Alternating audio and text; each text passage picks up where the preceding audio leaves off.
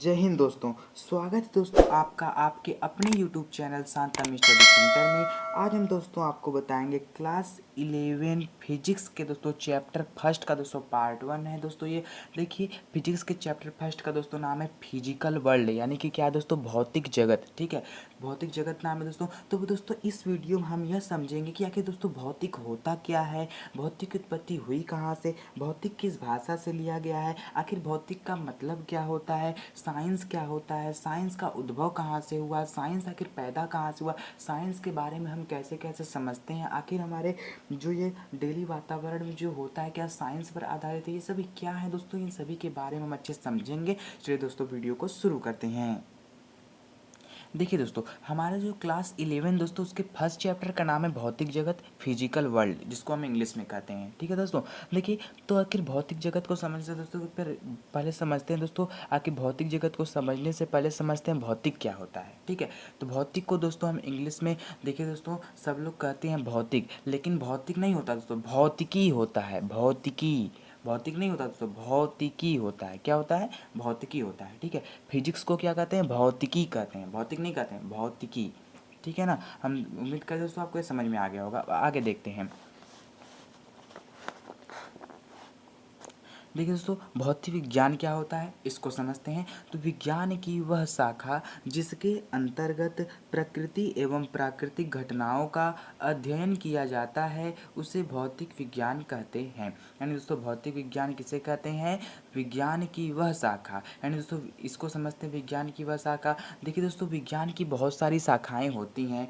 तो फिजिक्स भी होता है, केमिस्ट्री भी होता है, बायोलॉजी भी होता है। तो बायोलॉजी के भी कई भाग होते हैं, फिजिक्स के भी कई भाग होते हैं और केमिस्ट्री के भी कई भाग होते हैं। यानी दोस्तों इन सभी के अलग अलग भाग होते हैं। तो इन्हीं वही करा, विज्ञान की बहुत सारी शाखाएं होती हैं, उन्हीं में से एक शाखा है दोस्तों ये भौतिक विज्ञान। ठीक है, तो भौतिक विज्ञान क्या कर रहा है? विज्ञान की वह शाखा, यानी एक शाखा हो गई भौतिक विज्ञान, विज्ञान की वह शाखा जिसके अंतर्गत प्रकृति, प्रकृति प्रकृति मतलब क्या दोस्तों? नेचर। ठीक है, प्रकृति एवं प्राकृतिक घटनाओं का अध्ययन किया जाता है उसे भौतिक विज्ञान कहते हैं। अब कहेंगे सर ये प्राकृतिक घटना क्या है? तो प्राकृतिक घटना का मतलब दोस्तों आप समझिए, प्राकृतिक घटना जैसे दोस्तों हम देखते हैं प्रकाश का परावर्तन हो जाता है, जल में जब छड़ को डालते हैं तो छड़ टेढ़ी दिखाई देती है, जब इंद्रधनुष बनता है दोस्तों ये सभी क्या प्रकृति के कारण ही बनते हैं ना। तो ये सभी क्या है दोस्तों? प्रकृति की एक घटना है। ठीक है, जैसे इंद्रधनुष का बनना, तो यह सभी क्या है दोस्तों? एक प्रकृति की घटना। तो उसके बारे में अध्ययन करना ही क्या कहलाता है? भौतिक विज्ञान कहलाता है।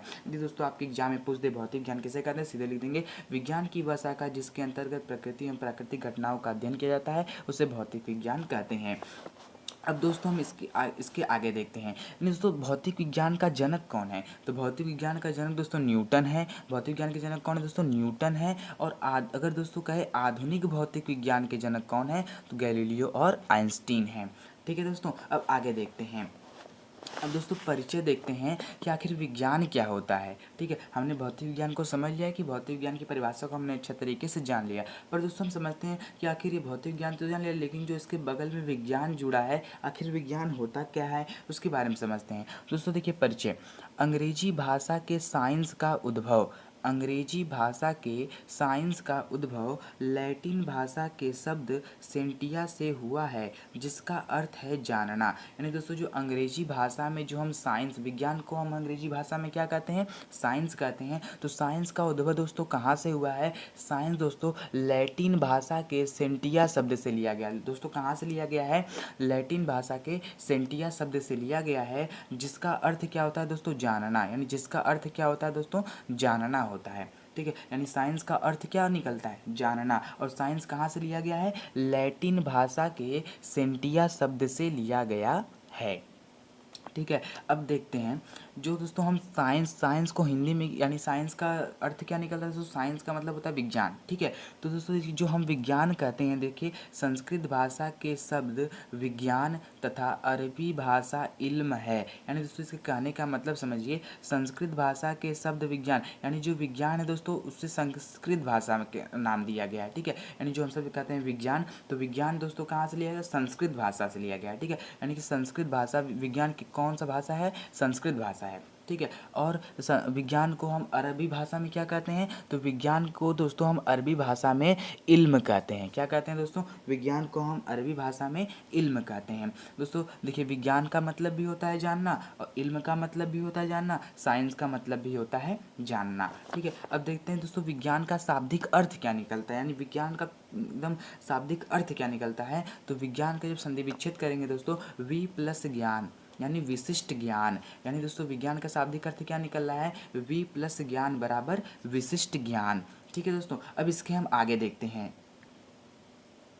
अब दोस्तों हम देखते हैं कि आखिर विज्ञान कहते किसे हैं। ठीक है, तो दोस्तों देखिए विज्ञान क्या होता है, प्रयोगों, प्रेक्षणों तथा निष्कर्षों पर आधारित सुव्यवस्थित क्रमबद्ध ज्ञान को विज्ञान यानी साइंस कहते हैं। यानी दोस्तों विज्ञान किसे कहते हैं, प्रयोगों, प्रेक्षणों तथा निष्कर्षों पर आधारित सुव्यवस्थित क्रमबद्ध ज्ञान को विज्ञान कहते हैं।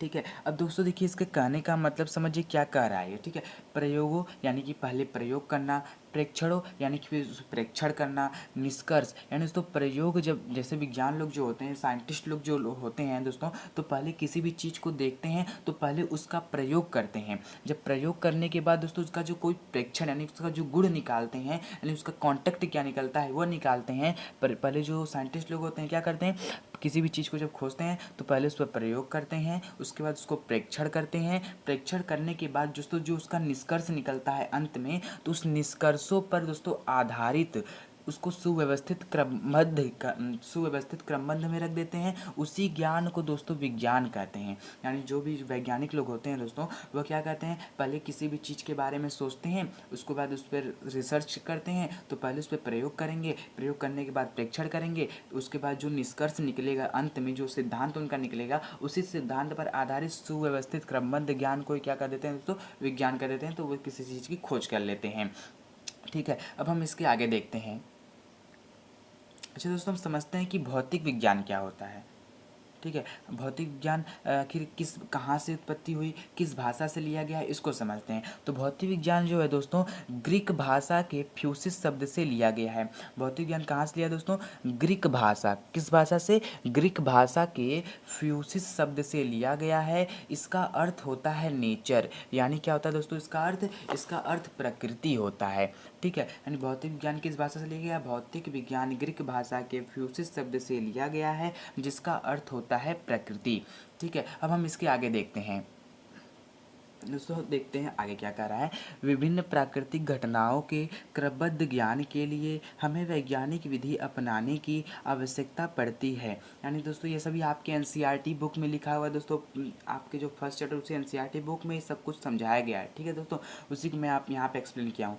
विभिन्न प्राकृतिक घटनाओं के क्रमबद्ध ज्ञान के लिए हमें वैज्ञानिक विधि अपनाने की आवश्यकता पड़ती है। यानी दोस्तों जो लोग साइंटिस्ट लोग होते हैं, तो वह लोग क्या अपनाते हैं, वैज्ञानिक विधि के द्वारा ही किसी भी चीज़ की खोज करते हैं। जैसे दोस्तों मैं आपको समझाता हूँ, आप एकदम ध्यान से समझिए। ठीक है, जैसे मान लेते हैं दोस्तों, जब इंद्रधनुष उगता है, जब आकाश में इंद्रधनुष दोस्तों जब उगता है, आप सब देखे हैं कि नहीं दोस्तों इंद्रधनुष। ठीक है, मुझे तो लगता है दोस्तों सब लोग इंद्रधनुष को देखे ही होंगे। ठीक है, जब इंद्रधनुष दोस्तों उगता है तो वह सब अपने दिमाग में लेकर के आते हैं कि जैसे आप भी दोस्तों सोचते होंगे कि क्या क्या करते हैं। मैं आपको बताता हूँ कि वैज्ञानिक लोग कैसे किसी चीज़ की खोज करते हैं। देखिए, तो पहले तो उस चीज़ को देखते हैं, उस घटना को देखते हैं कि कैसे यह प्रतिबिंब बन रहा है, कैसे यह दृश्य कैसे बन रहा है। ठीक है, देखते हैं, उसके बाद फिर उस पर रिसर्च करते हैं, उस पर खोज करते हैं कि आखिर यह कहाँ से प्रकाश आया, कैसे बना, किस वातावरण में बना, क्यों बन रहा है, क्या कारण है इसका,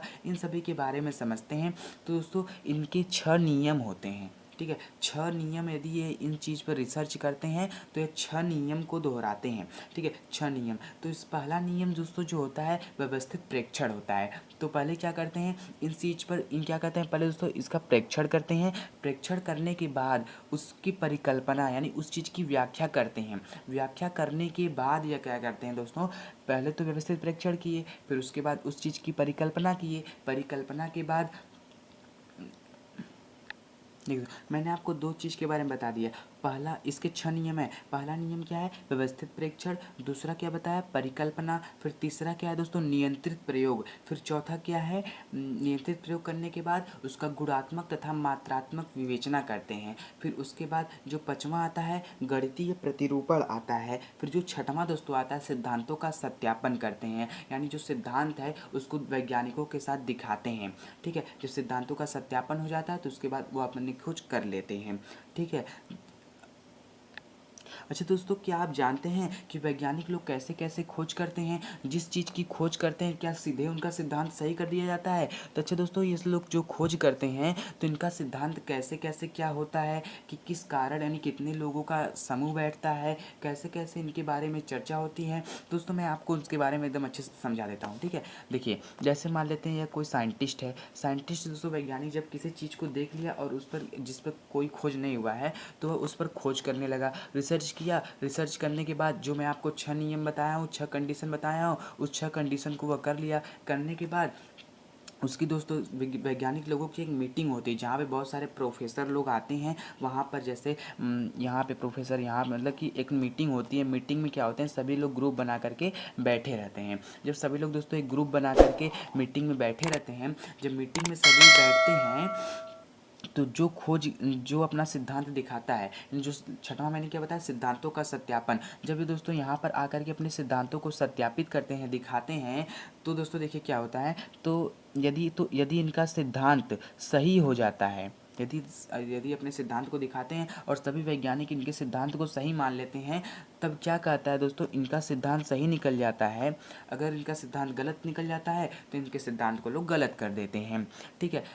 पर दोस्तों देखिए, जैसे हम सब क्या करते हैं, इनको भी वैज्ञानिक लोग जो होते हैं ना दोस्तों, इनको भी चिढ़ाते हैं। यदि इनका सिद्धांत गलत हो गया तो लोग इनको चिढ़ाते हैं, साल इसका सिद्धांत गलत हो गया, इसका सिद्धांत गलत हो गया। ठीक है। यदि इनका सिद्धांत सही हो जाता तो लोग इनका सम्मान करते हैं, इनका सिद्धांत सही हो गया है, इनके सिद्धांत को बुक कॉपी में छाप दिया जाता है। ठीक है। यदि इनका सिद्धांत गलत हो जाता है तो क्या कहते हैं दोस्तों, क्या आपको पता है? यदि आपको पता है दोस्तों तो आप इस कमेंट में ज़रूर लिख दीजिएगा। ठीक है। यदि नहीं पता है दोस्तों तो मैं आपको बता देता हूँ। देखिए, जैसे यदि मान लेते हैं, यदि हम सब के जो दोस्त हैं, मान लेते हैं यदि कोई लड़का फेल हो जाता है क्लास 10-12 में, मान लेते हैं क्लास 10 में कोई लड़का फेल हो जाता है, तो नहीं देखते हैं आस पड़ोस के लोग जो होते हैं उसको चिढ़ाते हैं, फेल हो गया, फेल हो गया, फेल हो गया, मेहनत से नहीं पढ़ रहा था, फेल हो गया। इसी तरीके से जब यह अपने सिद्धांत को दिखाते हैं वैज्ञानिक लोग, यानी कि यहाँ पे जो प्रोफेसर लोग बैठे रहते हैं, इनके सिद्धांत को देखते हैं, यदि इनका सिद्धांत गलत हो जाता है तो लोग इनको हर्षी हर्षी करके चिढ़ाते हैं। क्या कहते हैं दोस्तों? हर्षी।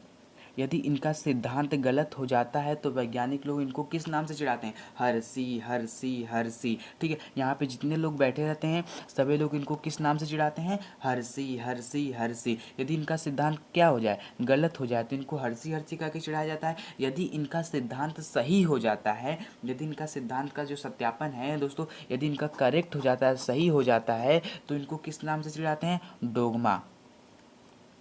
क्या कहते हैं दोस्तों? Dogma dogma. ठीक है। क्या कहते हैं? Dogma dogma dogma. यदि इनका सिद्धांत सही हो जाता है तो इनको डोगमा डोगमा कहकर चिढ़ाते हैं। ठीक है। चिढ़ाते नहीं, इनका सम्मान करते हैं। चिढ़ाते किसमें? हर्षी हर्षी करके। यदि इनका सिद्धांत गलत हो जाता है तब, यदि इनका सिद्धांत सही होता है तो क्या कहते हैं? डोगमा डोगमा कहते हैं। दोस्तों यह सभी जो बातें मैं आपको बता रहा हूँ, हर्षी डोगमा, ये सभी दोस्तों, ये आप IAS OAS का अगर इंटरव्यू देने जा रहे हैं, IIT JEE नीट, इन सब में दोस्तों पूछता है यदि वैज्ञानिक का सत्यापन गलत हो जाता है तो किस नाम से चिढ़ाते हैं, यदि वैज्ञानिक का सत्यापन सही हो जाता है तो इसको किस नाम से मतलब बुलाते हैं। यदि इनका सिद्धांत गलत हो जाए तो हर्षी, सही हो जाए तो डोगमा। ठीक है दोस्तों, इस वीडियो में दोस्तों बस इतना ही। वीडियो काफ़ी लंबी हो जाएगी दोस्तों, तो मज़ा नहीं आएगा। इस वीडियो में दोस्तों बस केवल इतना ही। इसके अगला वाला जो पार्ट आएगा दोस्तों, उसमें मैं आपको जो 6 कंडीशन बताया हूँ ना, उस 6 कंडीशन के बारे में बताऊँगा। यानी जो व्यवस्थित प्रेक्षण, परिकल्पना, यह सभी जो गणितीय निरूपण, ये सब जो सिद्धांतों का सत्यापन, ये सभी जो मैं आपको बताया हूँ दोस्तों ना, इसके अगले पार्ट 2 में बताया जाएगा। ठीक है। पार्ट 2 में दोस्तों मैं वीडियो बना दूंगा, उसमें आपको एकदम अच्छे तरीके से बताऊँगा। ठीक है दोस्तों, उम्मीद करता हूँ दोस्तों आपको ये वीडियो अच्छी लगी हो। यदि आपको ये वीडियो अच्छी लगी हो दोस्तों तो इसे लाइक करें, शेयर करें और चैनल को सब्सक्राइब करें और बेल आइकन नोटिफिकेशन को दबा दें, ताकि मैं जो भी वीडियो बनाऊँ उसका नोटिफिकेशन आपके मोबाइल पर आ जाए, कि ताकि आप उस वीडियो को देख करके एकदम अच्छे से नॉलेज को आप इकट्ठा कर सकें, ठीक है, ताकि कोई भी कंपटीशन एग्जाम हो कुछ भी हो आप एकदम अच्छे से उसको क्रैक कर सकें, ठीक है दोस्तों। मैं जो दोस्तों ये आप बता रहा हूँ ना फर्स्ट चैप्टर, ये दोस्तों बस पूरा बेसिक बता रहा हूँ, ठीक है।